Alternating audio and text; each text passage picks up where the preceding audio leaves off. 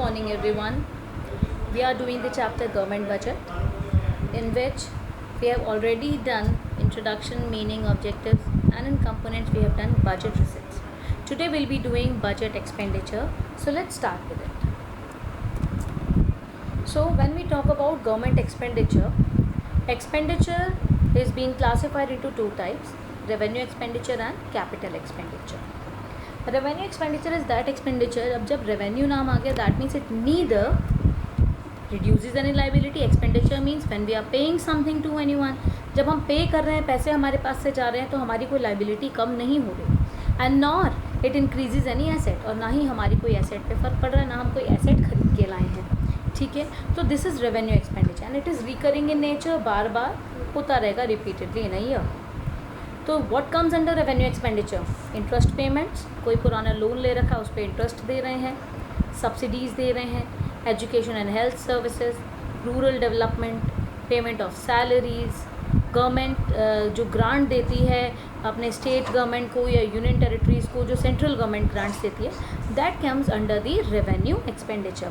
ये सब क्या है? जेब से पैसा जा रहा है, but it does not affect the assets and liability status of the government. And capital expenditure, अब जब कैपिटल नाम आ गया इसका मतलब इफेक्ट पड़ रहा है. Capital expenditure are those expenditure which affects the assets and liability status of the government. That means it reduces the liability and it increases the asset. अब इन दोनों में से एक ही काम होगा, या तो एसेट बड़ी होगी या फिर लाइबिलिटी कम हुई होगी. दोनों में से एक ही काम होगा, दोनों एक साथ नहीं होंगे. कैपिटल, या मैंने किसी को लोन वापस किया तो रीपेमेंट ऑफ लोन हुआ, दैट मीन्स मेरी लाइबिलिटी कम हो गई. मैंने कोई चीज़ परचेज़ कर ली, पैसा मेरे पास से गया, मेरी कोई एसेट बन गई. ये नॉन रिकरिंग है, मतलब ये बार बार रिपीटेडली नहीं होते. Right, this is capital expenditure. दोनों के बीच में डिफरेंस देख लीजिए. मीनिंग क्या है? Revenue expenditure which do not reduces liability और increases in assets, and that means increase in assets का मतलब क्या है कि कोई भी एसेट हमारी बढ़ नहीं रही है, ना हमारी लाइबिलिटी कम हो रही है. When we talk about capital expenditure, it either reduces, अब देखो either and or है का मतलब दोनों में से एक ही काम होगा, either reduces the liability or increases asset. Nature, revenue expenditure is recurring in nature and capital expenditure is non-recurring in nature. Examples you can see: when interest is paid on the debts or subsidies has been given, that is revenue expenditure.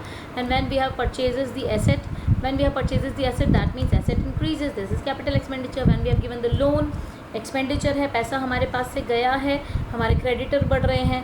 Right, तो grant of loan, ये भी हमारा क्या है? हमारे debtor बढ़ रहे हैं. I am saying creditor, debtor बढ़ रहे हैं. हमने किसी को लोन दिया, वो हमारा देनदार बन जाएगा. डेटर बढ़ रहे हैं तो हमारी एसेट बढ़ रही है यहाँ पर. So these are the examples of the revenue expenditure and capital expenditure. एक रफ आपको एस्टिमेशन देती हूँ किस तरह से बजट तैयार होता है. पुराना बजट भी साथ में रखा जाता है, नया बजट भी होता है कि हाँ पहले थोड़ा बहुत कैसा था, कितना कितना, एक पाई डायग्राम की फॉर्म में हम लोग एक एस्टिमेशन लगा लेते हैं. कहाँ से पैसा आएगा? बोरोइंग से आ जाएगा, कॉर्पोरेट टैक्स से आ जाएगा, इनकम टैक्स से आ जाएगा, कस्टम से आ जाएगा. इस तरह से हम लोग देखते हैं. ऐसे ही कहाँ पैसा जाएगा वो भी हम लोग इसको ईजिली समझने के लिए पाई डायग्राम की फॉर्म में हम लोग इसको देख लेते हैं कि कहाँ जाएगा. जो स्टेट का शेयर टैक्सेस पे है उस पे जाएगा, नॉन प्लान असिस्टेंस पे जाएगा, प्लान असिस्टेंस पे जाएगा, मतलब प्लान एक्सपेंडिचर है ये. ठीक है, इंटरेस्ट पेमेंट पे जाएगा, ट्रांसफ़र होगा शेयर्स के अंदर, डिफेंस में जाएगा, सब्सिडीज़ में जाएगा. तो ये सब कहाँ जाएगा, इस तरह से हम लोग पाई डायग्राम में ईजिली समझ लेते हैं, कंपेयर कर लेते हैं पुराने के साथ. अब कैपिटल एक्सपेंडिचर होता क्या है, क्या चीज़ें आती हैं? Repayment of loans. When we have taken the loan and we are repaying back to someone. ठीक है, या हम लोगों ने फॉरेन गवर्नमेंट से लिया है, हम उसको वापस दे रहे हैं, दैट मीन्स हमारे पास से पैसा जा रहा है. इसमें क्या हो रहा है? हमारी लाइबिलिटी रिड्यूस हो रही है. Loans and advances to state government and union territories, जो स्टेट गवर्नमेंट और यूनियन टेरिटरीज को हम लोन दे रहे हैं, इसमें हमारे डेटर्स इंक्रीज़ हो रहे हैं. इसका मतलब हमारी इसमें एसेट इंक्रीज़ हो रही है. Purchase of fixed assets, obviously asset increase हो रही है. Loan to form a foreign government, asset increase हो रही है. तो जिसमें हमारी एसेट्स और लाइबिलिटीज़ पे फ़र्क पड़ेगा वो एक्सपेंडिचर हमारा क्या हो जाएगा? Capital expenditure. Now let's see some questions. Problem है हमारी, whether the following items are revenue receipts और capital receipts. Now you have to classify it in revenue receipt और capital receipt. First is recovery of loan. Recovery of loan comes under capital receipts, क्योंकि loan हमने वापस ले लिया, पैसा हमारे पास आया, दिस इज रिसिट्स. बट यहाँ पे क्या हुआ? हमने लोन वापस लिया, इसका मतलब हमारे डेटर्स कम हो गई, it reduces assets. Corporation tax, पैसा हमारे पास आ रहा है, revenue receipts, but it does not reduce any asset और does not create any liability. Dividend on investment made by the government ने कहीं पे इन्वेस्टमेंट कर रखा, उस पर डिविडेंड मिला है, ना तो एसेट पे फर्क पड़ेगा ना लाइबिलिटी पे फर्क पड़ेगा, तो this is also the revenue receipt. It neither reduces the assets और not creates liability. Next is sale of public sector undertaking. ये तो साफ समझ में आता, हमने बेच दी अपनी पब्लिक सेक्टर अंडरटेकिंग, हमारी एसेट कम हो गई. It reduces the asset, that means it is capital receipts. पैसा तो आया लेकिन हमारी कंपनी कम हो गई, being a government. So capital receipts, it reduces assets. आगे हम और थोड़े से क्वेश्चंस पढ़ लेते हैं. अब इसमें भी हम लोग को क्लासीफाई करना है whether these are revenue receipts और capital receipts. Government hospital fee receipts, hospital है, फी रिसिट आ रही है, क्या कोई एसेट और लाइबिलिटी पे फर्क पड़ रहा है? नो, ये है इनकम फ्रॉम PSU. ठीक है, तो this is revenue receipt, neither reduces assets nor creates liability. Next is borrowing from public, लोगों से हम लोन ले रहे हैं, लोन लेने का मतलब सिर पे भार पड़ रहा है, लाइबिलिटी क्रिएट हो रही है, so this is capital receipt, that means it increases liability. Grant received from the world bank, अब ये ग्रांट है, ग्रांट मतलब हम लोग को कोई डोनेशन चैरिटी मिली है वर्ल्ड बैंक से, तो इससे हमारी एसेट्स और लाइबिलिटीज़ पे कोई फर्क नहीं पड़ेगा. This is revenue receipts, it neither reduces the assets nor creates liability. Next is custom duty, ये भी एक तरह से टैक्स है हमारा, तो ये भी रेवेन्यू रिसिट्स है, it neither reduces assets nor creates liability. अब कुछ क्वेश्चंस रेवेन्यू एक्सपेंडिचर और कैपिटल एक्सपेंडिचर को देख के हैं.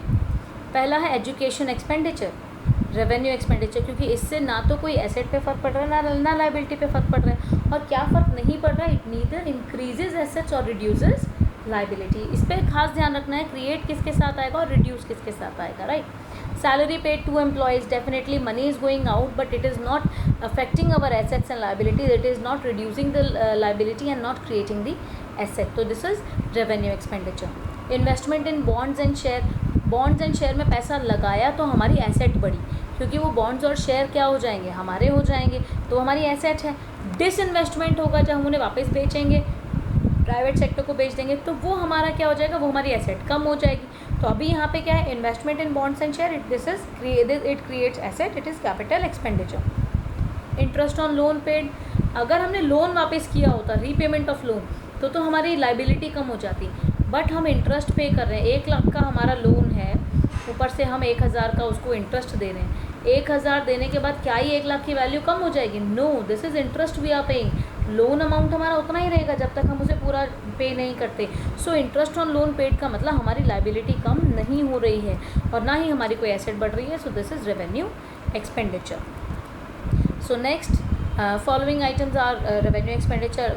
इसको क्लासीफाई करो whether it is revenue expenditure और capital expenditure.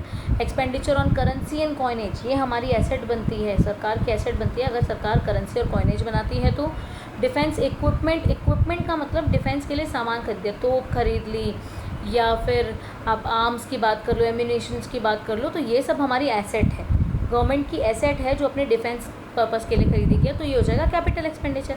Next is repayment of the world bank loan, repayment of the loan. अब यहाँ पे इंटरेस्ट नहीं है, यहाँ है जितना लोन लिया सारा का सारा वापस कर दिया, तो हमारे सिर से एक लाइबिलिटी उतर गई.